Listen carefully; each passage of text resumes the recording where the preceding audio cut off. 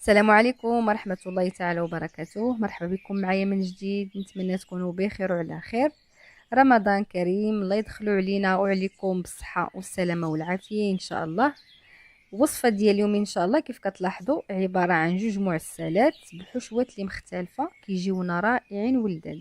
نخليكم تعرفوا على المكونات وطريقة التحضير. أول حاجة غادي نبدا بها وهي الحشو الأول. غادي نحتاج ليه كمية من اللوز وكمية من الكركاع. بالنسبه للوز والكركاع كيبقى بكميه مضاعفه على باقي المكونات. غادي نحتاج كميه من الوزيط، الكميه من البيستاش، القليل من الزبيب، وكميه من الجنجلان. كتبقى الكميه ما محدوداش على حسب المتوفر. غادي نهرمش الكل، نحاولوا ما نسحقوهش غير يتهرمش.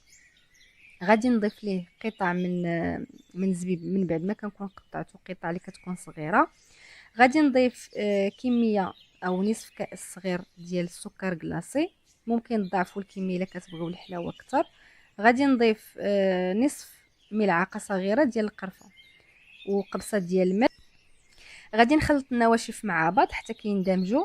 من بعد غادي نضيف لهم 2 معالق يكونوا كبار ديال ماء الزهر، وغادي نخلط المكونات او نمعكهم جيدا حتى المكونات كتطلق ليا داك الزيت. بالنسبه هنايا تحذف ليا المقطع، راه ضفت ملعقه كبيره ديال العسل. صافي غادي نحاول يعني ندمج عفوا المكونات حتى كينسجموا والمكونات كتطلق ليا الزيت، وكنحصل على حشو اللي كيكون عندي متماسك على هذا الشكل هذا كيف كتلاحظوا.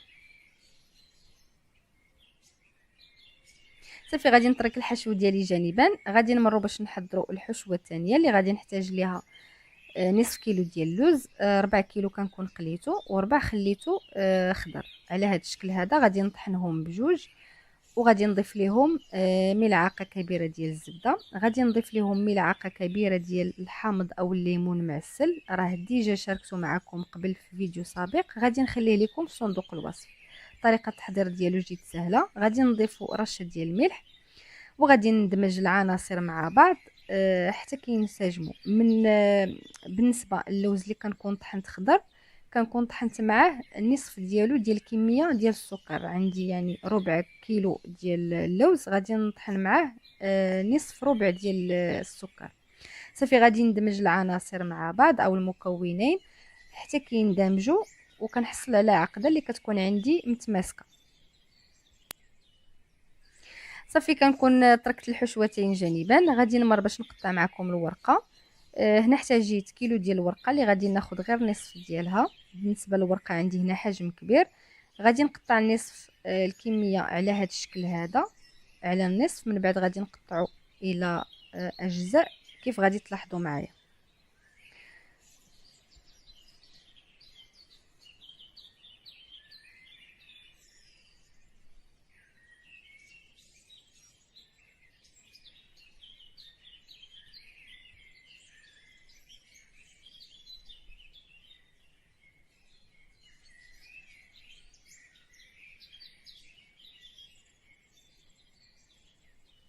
صافي حتى كنحصل على مثلثات على هذا الشكل هذا اللي غادي نشكل بهم اصابع. صافي انا غادي نمر باش ندهن الورقه بالقليل من الزيت. غادي نشكل اصابع على هذا الشكل هذا. بالنسبه هنايا لهاد الحشو راه الثاني اللي حضرت معكم. صافي وغادي نشكلها على هذا الشكل. غادي نحاول نثني الجوانب وغادي نلف حتى كنحصل على اصابع او سيجار بهذا الشكل هذا. راه الطريقه سهله وواضحه.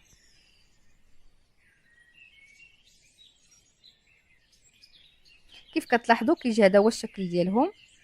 صافي وغادي نستمر ان شاء الله بنفس الطريقه حتى كنكمل باقي الكميه، وغادي نمروا ان شاء الله باش نشكل معكم الحشو الاول اللي حضرته.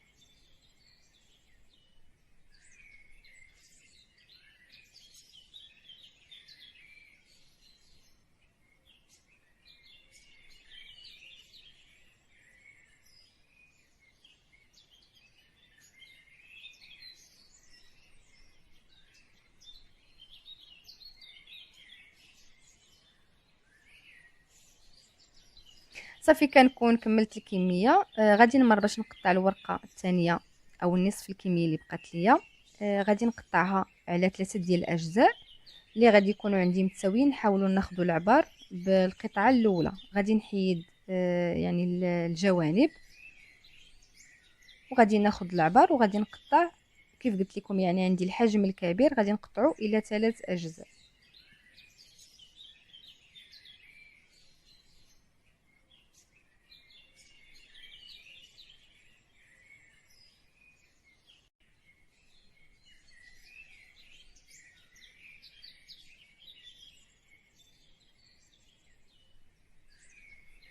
صافي كنحصل على هذا الشريط هذا. كيف كتلاحظوا كيكون عندنا طويل، غادي نحاولوا نقسموه على جوج باش ما كياخذش لينا الحشو ديالنا. كتكون فيه كميه كثيره من الورق. صافي كيف كتلاحظوا كان نفس العمليه كنقوم بها. كندهن الورقه ديالي بالقليل من الزيت، كنحاول نحط الحشو على هذا الشكل هذا. غادي نلف، من بعد غادي نثني الجوانب باش ما كتخرجش ليا الحشوه ديالي، وكنلف على هذا الشكل حتى كنحصل على مستطيلات او مربعات على هذا الشكل هذا. كيف كتلاحظوا راه طريقه سهله وواضحه وجد مختصره. صافي ان شاء الله غادي نستمر بنفس الطريقه حتى كنكمل باقي الكميه.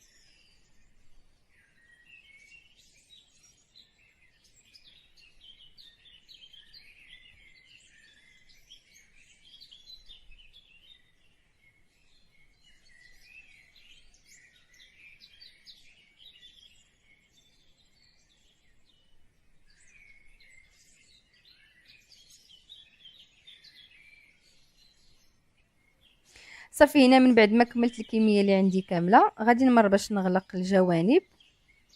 غادي نوضع القليل من الدقيق مع الماء وغادي نغلقهم بهذا الشكل هذا.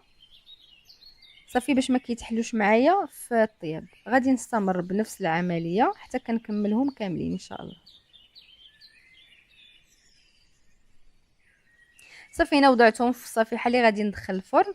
غادي نكون شعلت ليه النار اللي كتكون عندي متوسطه. غادي ندهن الوجه ديالهم بالقليل من الزيت. غادي ندخلهم الفرن على نار اللي كتكون متوسطه كيف ما ذكرت معكم. كنشعل لهم النار غير من الاسفل حتى كيتحمروا، وكنشعل لهم الفوق باش كياخذوا هذا اللون هذا. كيف كتلاحظوا غادي نحاولوا نراقبوهم باش ما كيتحرقوش. هنا غادي نوضعهم من بعد ما خليتهم دفاو، وغادي نسخن العسل ندفيه غير شويه باش كيخفف ما كيبقاش عندنا ثقيل. وغادي نوضع فيه المعسلات ديالي وغادي نخليهم ان شاء الله حتى كيتشربوا داك العسل، وغادي نمروا ان شاء الله باش نشوفوهم في الشكل النهائي.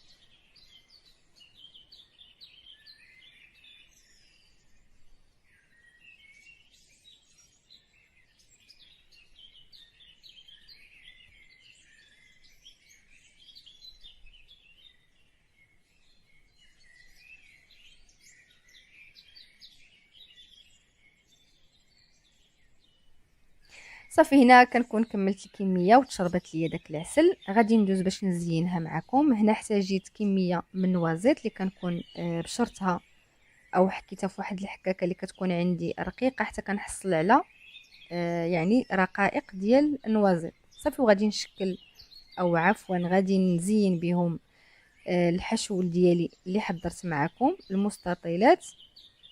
وكيكون تزيين على حسب الاختيار وعلى حسب المتوفر عندكم. بالنسبه للمعسله الثانيه غادي نزينها بالقليل من البيستاش او الفستق على هذا الشكل كيكون عندي مهرمش.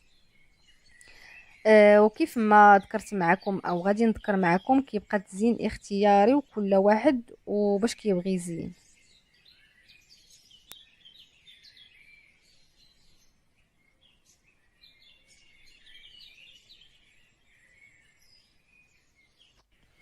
وكيكون هذا هو الشكل النهائي ديال المعسلات ديالنا. كيجي شكل رائع والمذاق اروع. نتمنى ان شاء الله تجربوهم. بالنسبه لهذا الحشو هذا اللي احتاجت ليه المكسرات، ماشي شرط انكم ديروا نفس المكسرات، ممكن تكتفيوا غير بالزبيب، الجنجلان، الكاوكاو، يعني اي مكسرات عندكم. انا هنا اكتفيت خديت غير 10 دراهم من كل حاجه وخرجت لي هذه الكميه. بالنسبه للمعسله الثانيه حتى هي كتجي رائعه، فيها مذاق ديال الحامض او الليمون. اللي كيحب الحامض مذاق رائع. نتمنى ان شاء الله تجربوهم، اكيد غادي ينالوا الاعجاب ديالكم. كنشكركم بزاف على المتابعه. الى عجبكم الفيديو ما تنساوش التشجيع، الاشتراك في القناه، ودعموني بلي لايك وتعليق. كنشكركم بزاف على المتابعه. الى اللقاء مع وصفه جديده ان شاء الله.